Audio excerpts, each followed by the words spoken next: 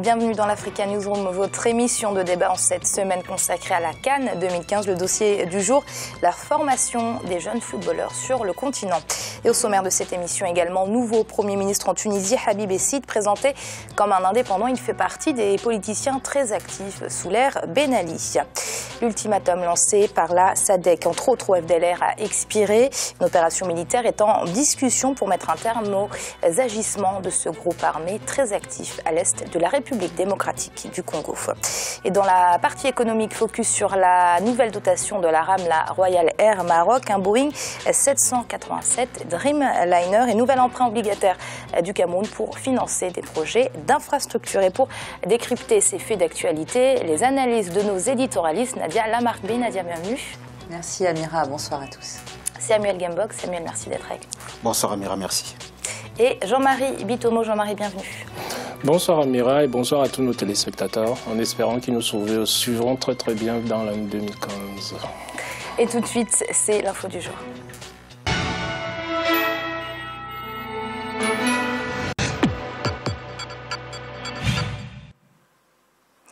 Habib Essid, 65 ans, nouveau Premier ministre tunisien, présenté comme un indépendant. Il a été très actif sous l'ère Ben Ali, notamment en tant que chef de cabinet du ministre de l'Intérieur.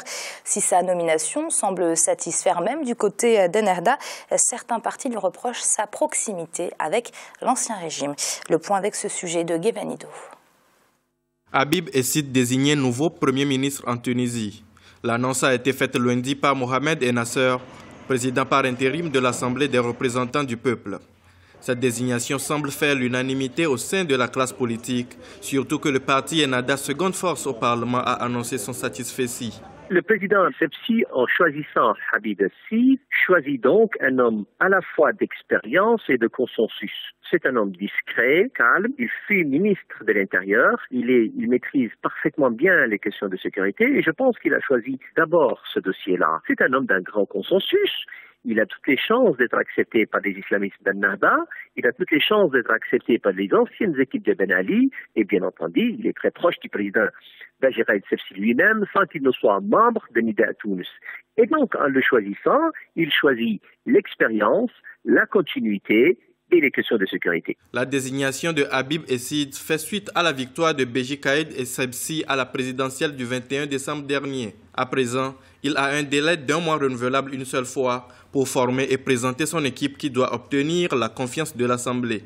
On attend de voir quel va être le programme de ce futur gouvernement et quels sont les partis politiques qui vont soutenir ce gouvernement. Nous sommes un parti social-libéral et nous avons présenté un programme pour nos électeurs qui est axé sur des réformes importantes au niveau de l'État, du fonctionnement de l'État, du rôle de l'État, une réforme du secteur de la fiscalité, une réforme du secteur de l'enseignement et surtout une inclusion du secteur informel. Et nous souhaitons vivement que ces réformes-là, on les retrouve dans le programme du prochain gouvernement. Né à Sousse le 1er juin 1949, Habib Essid a exercé plusieurs fonctions gouvernementales sous le président Ben Ali. Après la révolution en 2011, il avait été nommé ministre de l'Intérieur par le président d'alors, Fouad Mebaza. Nadia, on le présente comme une personnalité indépendante. Vous êtes d'accord ? Oui, alors si indépendant veut dire non affilié à un parti, c'est-à-dire pas encarté, en effet, on peut le présenter comme indépendant. Toutefois, il a des proximités avec les anciens RCD, du parti de Ben Ali. Là, il est très proche de Béji Caïd el-Sepsi, qui est le nouveau président et à la fois leader de Nida Tunis. Donc bon, il est indépendant, certes, il n'a pas de carte dans un parti politique, mais il a quand même des proximités avec je ne sais pas comment on appelle ça, les modernistes qui étaient des conservateurs d'hier et qui aujourd'hui apparaissent comme des modernistes, comme des laïcs. Mais au fond, lorsqu'on regarde, ça reste les anciens de Ben Ali. Les propositions de Nida Tunis, pour le moment, à mon sens, n'ont pas été très éclairantes. J'ai pas vu de réelle rupture, vraiment dans la politique qu'il propose avec ce que proposait l'ancien régime. Bon, maintenant, il paraît qu'il faut donner sa chance au produit, donc donnons la chance au produit. Attendons de voir ce que va donner ce nouveau gouvernement. Et, bon. avec, je dois le dire, quand même une précision. Moi, j'ai été extrêmement déçue de savoir que Sihem, en fait, que des activistes des droits de l'homme ont été arrêtés. Yassine Ayari et Sihem, qui sont pour moi quand même des personnalités très importantes dans la vie civile et qui ont toujours milité pour la défense des droits des Tunisiens et qui aujourd'hui se retrouvent en prison. J'avoue que j'ai absolument pas compris.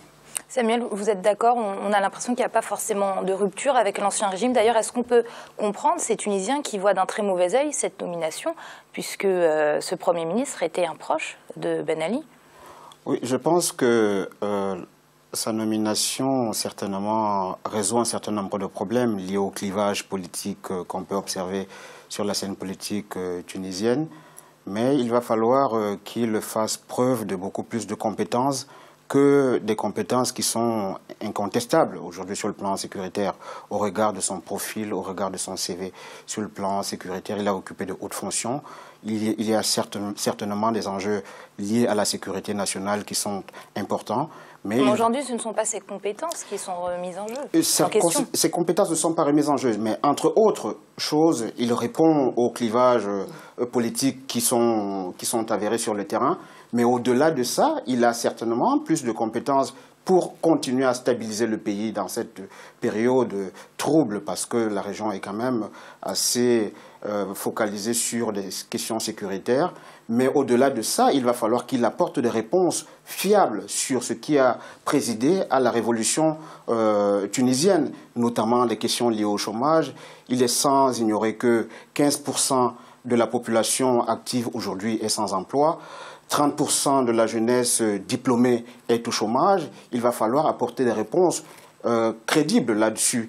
Et donc, certainement, il apporte des réponses liées au clivage politique, mais il va falloir que le gouvernement, pour qu'il continue de rester stable, encore faut-il qu'il puisse voir dans la palette et le réservoir de profil qui lui sera présenté, de trouver des compétences qui puissent animer cette activité intergouvernementale. Donc là, pour ma part, je pense qu'on n'est plus dans une situation de campagne électorale. Il y a un président qui a été élu, il y a un Premier ministre qui a été désigné. Il faut qu'il mette en œuvre une équipe gouvernementale qui puisse répondre à ces questions. Et là, il va falloir qu'il soit jugé sur ces questions-là. Alors, Jean-Marie, justement, un homme choisi pour ses compétences et son expérience dans le domaine de la sécurité, qu'est-ce que ça veut dire que la question sécuritaire sera la priorité de ce gouvernement? Sûrement, je pense que la question prioritaire sera la préoccupation du gouvernement. Bon, je veux revenir sur une chose là-dessus, Amira, d'abord. C'est-à-dire, dans le cas qui nous préoccupe, on peut se dire, vous avez des gens en Tunisie qui n'ont pas oublié qui était Ben Ali, donc ces gens-là, obligatoirement, vont voir de mauvais œil, comprennent, si vous voulez, quelqu'un qui a fait partie de son équipe. Mais maintenant, par rapport à la stabilité dont parlait Samuel là tout à l'heure, est-ce qu'il n'est pas préférable de prendre quelqu'un qui peut essayer de stabiliser le pays, de faire en sorte que le gouvernement, c'est-à-dire que toutes les parties prenantes soient d'accord sur le programme qui va être mis en route. Donc, comme on le disait tout à l'heure, la deuxième chose maintenant, c'est la partie compétence. La partie compétence, ça voudrait dire quoi? Ça voudrait dire que, à l'heure actuelle, la Tunisie a besoin d'un homme qui puisse, des hommes, pas un seul, puisque vous avez déjà le Premier ministre qui est en place. Maintenant, comme on parlait de l'équipe gouvernementale tout à l'heure, qui mettent en place une équipe gouvernementale. Et moi, c'est à l'aune de ces choses, de ces faits-là que je jugerai. Je ne resterai pas sur le fait qu'on me dise que oui, bon, c'est un ancien, si vous voulez, qui a participé au gouvernement de Ben Ali, dont, de facto, on doit le retirer de la vie politique tunisienne.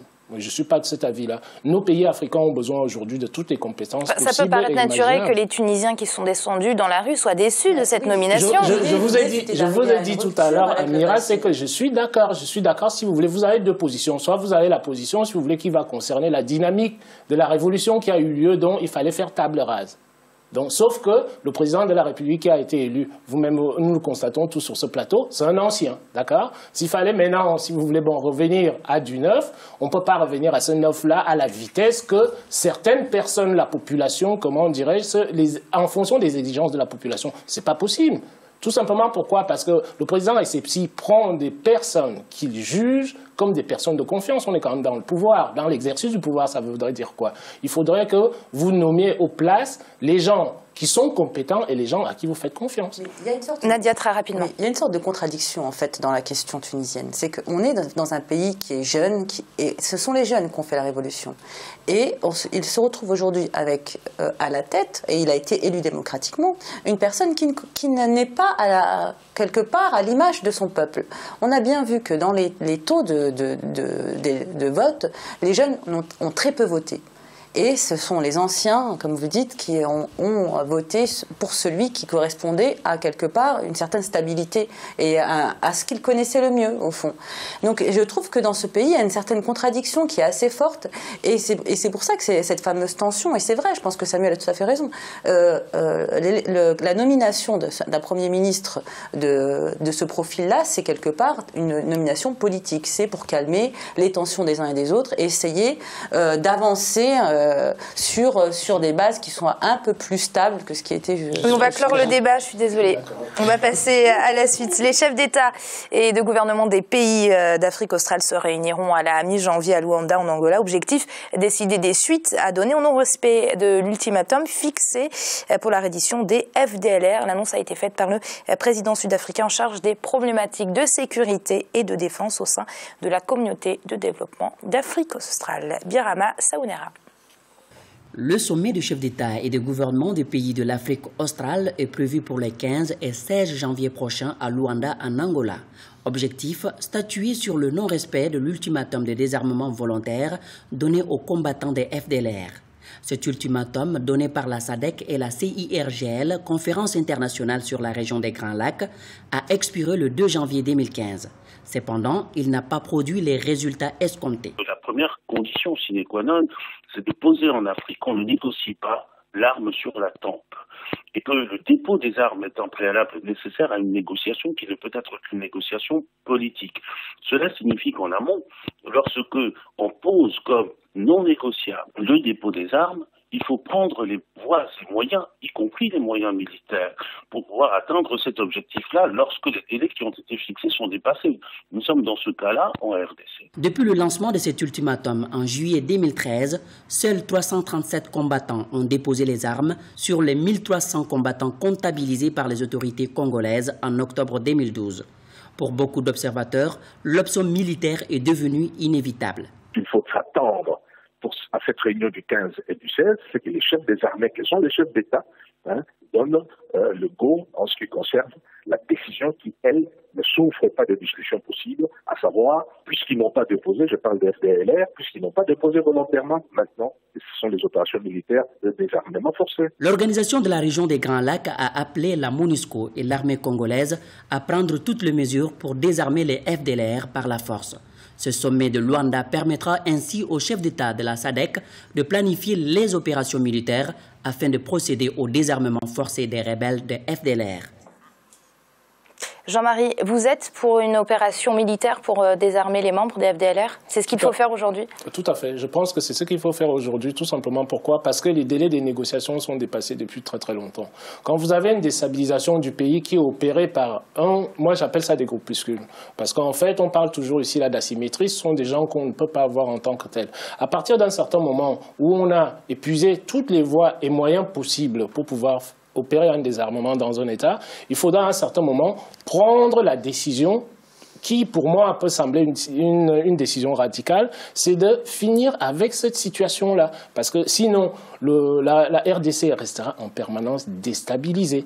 Et si on raisonne là-dessus, on s'aperçoit très très bien que les forces FDLR, ce ne sont pas, comment dirais-je, des forces qui dépendent de la RDC. Et là, derrière, il y a aussi un facteur économique. Pourquoi ces gens-là veulent négocier? Ils veulent négocier tout simplement pourquoi? Parce qu'ils veulent garder la main mise sur le réservoir des matières premières qu'il y a là-dessus, l'or et tout ce qui se trouve, si vous voulez, à travers la région. Donc, à partir de là, il faudrait quand même que l'État puisse prendre la main. Moi, je vous ai suivi la dernière fois. Avec Samuel, vous parlez de la question de Boko Haram au Nigeria hier, mais c'est à peu près la même chose. Il faudrait prendre une décision une fois pour toutes qui permettent d'éradiquer, si vous voulez, des mouvements de ce genre-là.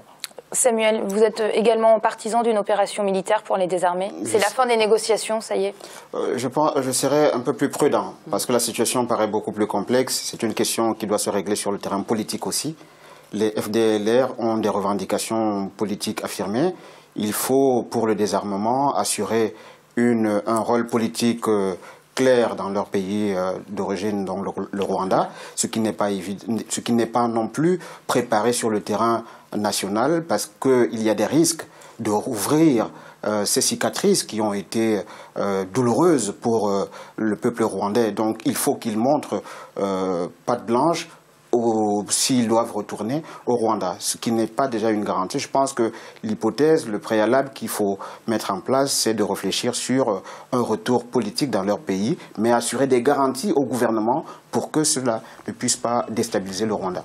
Merci Samuel, ce sera le mot de la fin pour cette première partie puisque nous allons marquer une courte pause. On se retrouve tout de suite pour le dossier du jour avec les centres de formation de football sur le continent en présence de nos invités. À tout de suite.